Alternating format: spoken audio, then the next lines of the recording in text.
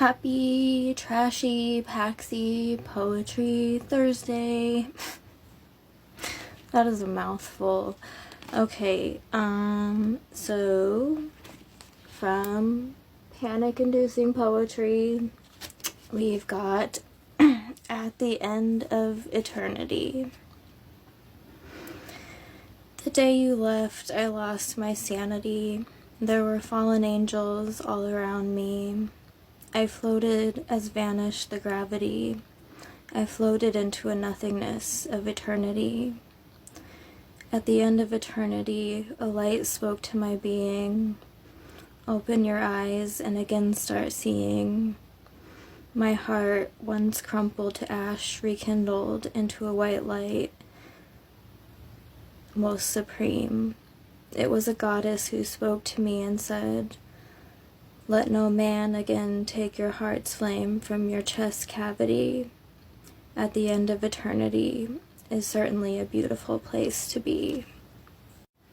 Continuing with our Garbaugust pick, we've got the Lana Del Rey Violet bent backwards over the grass pick. This one is very long, so buckle up. Thanks to the locals. I ran away from you to Lake Arrowhead. I didn't tell you where I was going. I knew I had a 24-hour grace period before you were done making your film. I went to an AA meeting, and my share read like a tale from a battered housewife. I felt everyone's eyes on me. The rehab kids in the back row stopped throwing spitballs at each other and stared at me. I fucking hated my life. I waited after the meeting in the parking lot for any of the local ladies to come up to me. Only one did, Kira. "I don't really have much advice for you," she said. I was in over my head, out of my league, in the wrong place, in the wrong time, wrong face, and I knew it, but I didn't know what to do. You asked me to marry you. You said your mother was dying and you couldn't fathom your life without a woman in it. I was tempted, but it didn't seem like a good enough offer. I wanted more than that, even though I've never had anything. Not one person to call if I changed my dollar in for quarters to ask what they thought about it. But there's always been a little tiny piece of me inside the size of a small slice of angel cake that knew somewhere, somehow, that I deserved better than someone like you. So I got back into my truck in the dark, my little yellow pamphlet with 2 numbers on it that I would never call, crumpled up, Kira with her local area code, and gratefully also her sponsor, Gail from Palmdale. I didn't feel better and I didn't use the numbers, but I thought that I had been very brave, that I did the best I could, sharing in a big room, tears streaming down my face, in my high school flannel, just to say, the man that I love hates me, but it would be easier to stay.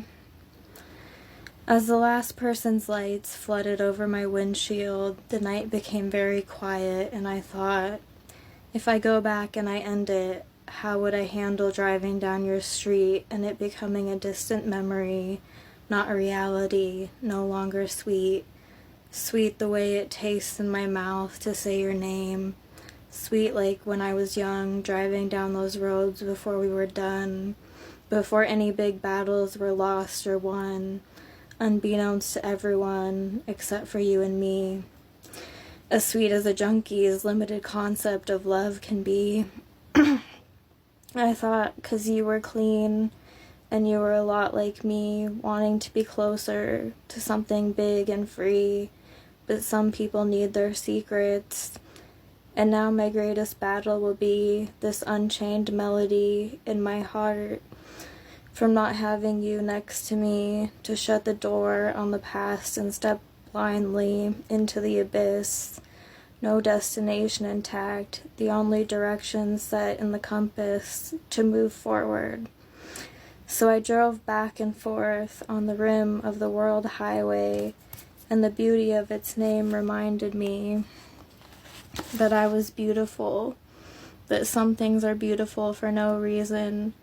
Not everyone needs to pretend to love their girlfriend just because their mother is dying or because they're afraid of change in the season.